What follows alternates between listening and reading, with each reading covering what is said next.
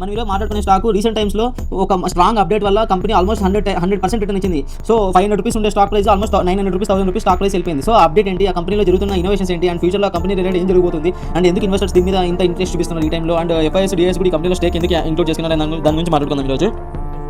So ఫస్ట్గా ఒక question, ఇండియాలో సెమీకండక్టర్స్ కంపెనీ అంటే ఎవరు ఏం చెప్తారు, ఎలక్ట్రానిక్స్ డిక్సన్ టెక్నాలజీస్ కానీ టాటా ఎలక్ట్రానిక్స్ కానీ అని చెప్తారు. కానీ ఇక్కడ ఇంకొక పాయింట్ ఏంటంటే ఎవరికి తెలియదు, 87 years నుంచి ఈ కంపెనీ ఉంది అండ్ ఎలక్ట్రికల్ సెగ్మెంట్లో ట్రాన్స్ఫార్మర్స్ మోటార్స్ తయారు చేస్తుంది. ఇప్పుడు ఇండియాలోనే first full and final service semiconductors అనేది ఇది తయారు చేస్తుంది, ఇది ఫెసిలిటీ ప్రొవైడ్ చేస్తుంది. సో ఇంకొక సర్ప్రైజ్ విషయం ఏంటంటే యూఎస్లో ఒక హైపర్ స్కేల్ డేటా సెంటర్ కోసం 900 crores ట్రాన్స్ఫార్మర్ ఆర్డర్స్ అనేది రీసెంట్ టైంలో వచ్చింది. సో అందుకే ఈ కంపెనీకి రీసెంట్ టైంలో మనకి హిస్టరీలో రాని అతి పెద్ద ఆర్డర్ రావడం వల్ల ఈ కంపెనీలో బస్ అనేది రీసెంట్ టైంలో యాడ్ అవ్వడం జరుగుతుంది. సో చెప్పాలంటే ఒక ఇన్ఫ్రాస్ట్రక్చర్ కానీ సెమీకండక్టర్స్ కానీ కానీ డేటా సెంటర్ కానీ అన్ని కలగలిపిన కంపెనీ ఈ కంపెనీ. సో అన్ని సెగ్మెంట్లో ఈ కంపెనీ వర్క్ చేస్తుంది. సో కరోనా టైంలో చూస్తే కరోనా టైంకి ఇప్పుడు ఆల్మోస్ట్ 10,000% రిటర్న్ ఇచ్చింది ఈ కంపెనీ.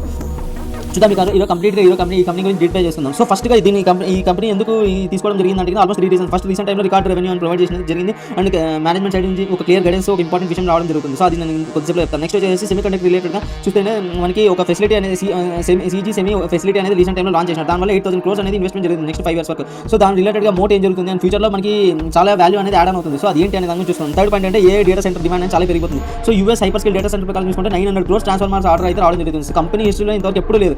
బూమ్ జరగడం వల్ల మనకి పవర్ ట్రాన్స్ఫార్మర్స్ మనకి ఖచ్చితంగా కావాల్సింది. అప్పుడు CG పవర్ అనేది ఆటోమేటిక్గా బెనిఫిషియల్.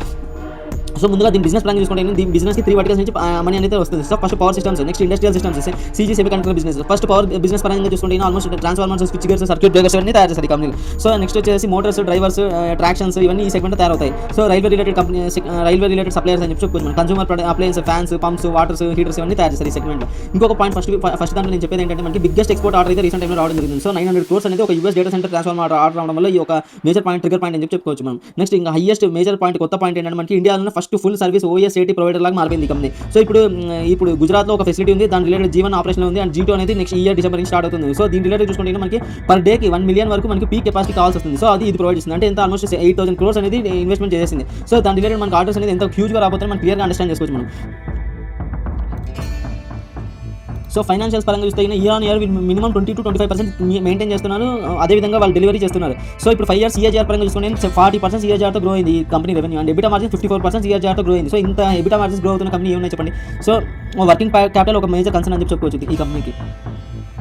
సో ఇప్పుడు మేనేజ్మెంట్ గైడెన్స్ ప్రకారంగా రీసెంట్ 4 quarters ఏం గైడెన్స్ ఇచ్చినారు, ఏం రీచ్ అయినారు దాని గురించి మాట్లాడుకుందాం. సో రీసెంట్ టైంలో చూసుకుంటే FY 26 నాటికి 12,000 crores జనరేట్ 20% గ్రోత్ మేము గ్రో అవుతామన్నారు. సో వాళ్ళు చెప్పిన దానికంటే 25% ఎక్కువ ఎక్సీల్ అయిపోయినారు. సో ఆల్మోస్ట్ మనకి 13,000 crores అనేది చూపించినారు and power system related margins improve అవుతాయన్నారు. సో అది ఖచ్చితంగా క్లియర్ ఇంప్రూవ్ అయింది. 281 బేస్ పాయింట్స్ అయితే ఇంప్రూవ్ చేయడం జరిగింది and semiconductor related plant launch అవుతుంది అన్నారు. సో రీసెంట్ టైంలో లాంచ్ అయింది. సో దీని రిలేటెడ్గానే బజ్ మనం రీసెంట్ టైంలో చూడడం జరుగుతుంది. ఎందుకంటే ఈ కంపెనీ ఇక్కడ నుంచి వాల్యూ అనేది అన్లాక్ అవుతుంది, రెవెన్యూస్ పెరిగిపోతాయి. సో కొత్త ఇన్నోవేషన్స్ జరుగుతాయి. సో కొత్త ఆర్డర్స్ వస్తాయి. సో ఆర్డర్ టేక్ అనేది ఆల్మోస్ట్ 30% జరిగింది. సో ఇప్పుడు ఆర్డర్స్ అనేది ఆల్మోస్ట్ 40% ఇంటేక్ అయింది అండ్ 70% ఇంకా బ్యాక్లాగ్ స్టోర్ అయింది. సో విజిబిలిటీ అనేది ఎంత కనిపిస్తుంది, ఆల్మోస్ట్ 2-3 years మినిమం మీకు ఇప్పుడుండే ఆర్డర్స్ ఎగ్జిక్యూట్ చేసినప్పుడు సరిపోతుంది, అంత ఆర్డర్స్ ఉన్నాయి వీళ్ళకి. ఇంకా నెక్స్ట్ వచ్చేసి ఇంకొక ప్లాంట్ ఈ డిసెంబర్ 2026 నాటికి ఆపరేషన్ అవుతుంది అన్నారు. ఇది ఆన్ ట్రాక్లో ఉందని చెప్పిన రీసెంట్ టైంలో. సో ఓవరాల్ తీసుకుంటే మేనేజ్మెంట్ ఇచ్చిన గైడెన్స్ కంటే ఎక్కువ డెలివరీ చేస్తున్నారు. ఒక మంచి క్రెడిబిలిటీ ఉన్నట్టు మనం అర్థం చేసుకోవచ్చు, వాళ్ళు చెప్పిన దానికంటే క్లియర్గా మనం అర్థం చేసుకోవచ్చు.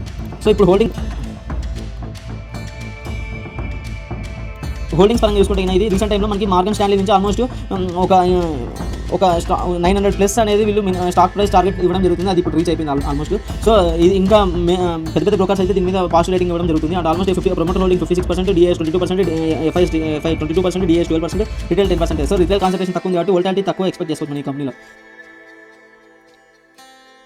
సో ఇప్పుడు మేజర్గా నెక్స్ట్ 1 year 2 years జరిగే క్యాటలిస్ట్ గురించి మనం మాట్లాడుకుంటే CG సెమీ M2 ప్లాంట్ అనేది రీసెంట్ టైంలో లాంచ్ చేస్తున్నారు. సో దాని రిలేటెడ్గా చూస్తే G1 ఆపరేషన్ ఉంది, G2 నుంచి ఒక మెగా ప్లాంట్ అనేది డిసెంబర్లో లాంచ్ అవుతుంది. సో అది ఎప్పుడైతే లాంచ్ అయిపోతుందో ఆల్మోస్ట్ ప్రెసెంట్ ఉండే రెవెన్యూ కంటే 20 times మనకి గ్రోత్ అనేది వస్తుందని చెప్పి క్లియర్ కంపెనీ గైడెన్స్ ఇవ్వడం జరుగుతుంది. సో ఇప్పుడు వన్స్ G2 అనేది ఎప్పుడైతే ఆపరేషన్ అవుతుందో సెమీకండక్టర్ రెవెన్యూ అనేది 500 crores నుంచి 2,000 crores వెళ్ళిపోతుందని చెప్పి క్లియర్ గైడెన్స్ ఇవ్వడం జరుగుతుంది. సో అందుకే ఈ ఒక్క పాయింట్ వల్ల మనకి రీసెంట్ టైంలో ఈ కంపెనీలో స్ట్రాంగ్ బజ్ అయితే వినడం జరుగుతుంది. నెక్స్ట్ వచ్చేసి US డేటా సెంటర్ రిలేటెడ్గా ట్రాన్స్ఫార్మర్ ఎక్స్పోర్ట్స్ అనేది జరుగుతుంది, ఆర్డర్స్ రావడం జరుగుతుంది. రీసెంట్ టైంలో 900 crores ఆర్డర్ డెలివరీ కూడా చేసింది. సో 100 gigawatts ప్లస్ మనకి అడిషనల్గా దీని కంపెనీకి ఆర్డర్స్ రావాల్సింది అండ్ చైనా ప్లస్ స్ట్రాటజీ కానీ ఇవన్నీ వర్కౌట్ అవుతాయి కంపెనీకి.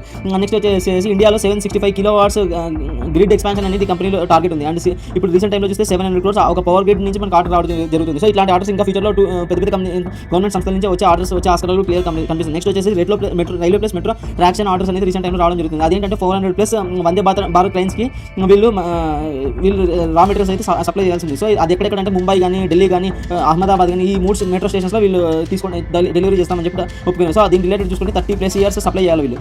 అంటే ఎంత క్లియర్ విజిబిలిటీ ఉందో, రోడ్ మ్యాప్ ఉందో క్లియర్గా అనిపిస్తుంది.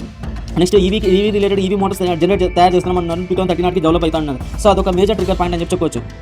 సో ఇందాక చెప్పినట్టు ఎప్పుడైతే G2 లాంచ్ అవుతుందో అప్పుడు మనము 20 times మన రెవెన్యూ అనేది గ్రోత్ అవుతుంది, మార్జిన్స్ ఇంప్రూవ్ అవుతాయని చెప్తున్నాం కదా. సో దాని రిలేటెడ్ ఇప్పుడు కంప్లీట్గా డీకోడ్ చేసుకుందాం. సో ఇప్పుడు రీసెంట్ చూసుకుంటే సెమీకండక్టర్ విజన్ అనేది అనౌన్స్ చేసింది 2030లో సిజీ సెమీ అనేది. సో 2024లో మనకి ఒక కన్స్ట్రక్షన్ స్టార్ట్ చేసింది. సో 2025 నాటికి ఆగస్ట్ G1 అనేది లాంచ్ చేసింది. అది సక్సెస్ఫుల్గా రన్ అవుతుంది.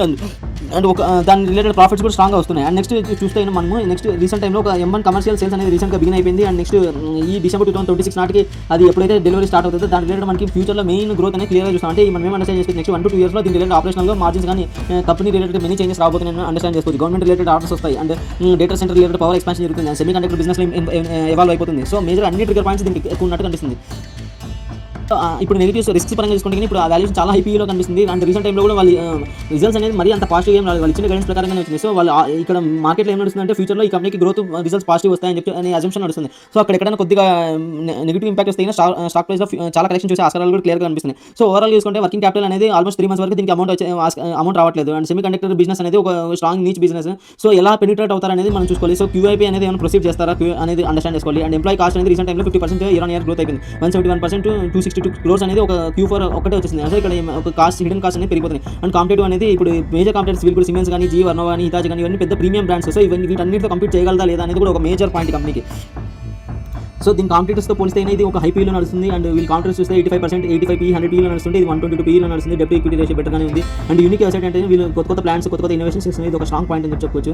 సో ఓవరాల్గా చూస్తే మనకి ఒక స్ట్రాంగ్ PE ఉంది. అదొకటి కొద్దిగా పీ కూల్ ఆఫ్ అయితే మనం ఒక మంచి ఇన్వెస్ట్మెంట్ డిసిషన్ లాగా ప్లాన్ చేసుకోవచ్చు. అండ్ మేజర్ ట్రిగర్ పాయింట్స్ చెప్తాను చూడండి. సో ఫస్ట్ పాయింట్ ఏంటంటే మనకి టైల్మెంట్స్ పరంగా చూస్తే India power boom, infra boom అనేది క్లియర్గా మనకి గ్రోత్ అనేది కనిపిస్తుంది. సో ఈ సెగ్మెంట్లో మేజర్ ట్రాన్స్ఫార్మర్స్ కానీ స్విచ్ గేర్స్ కానీ ఈ డిమాండ్ అనేది చాలా పెరిగిపోతుంది డేటా సెంటర్స్ వల్ల. సో CG పవర్ అనేది ఇక్కడ డైరెక్ట్ బెనిఫిట్. సెకండ్ పాయింట్ అంటే ఏ డేటా సెంటర్ రిలేటెడ్గా పవర్ డిమాండ్ పెరిగిపోతుంది. సో దాని రిలేటెడ్ గవర్నమెంట్ నుంచి ఆర్డర్స్ వస్తున్నాయి. ఏ మోడల్ ట్రైనింగ్ కన్సంప్షన్ అనేది చాలా ఎక్కువ.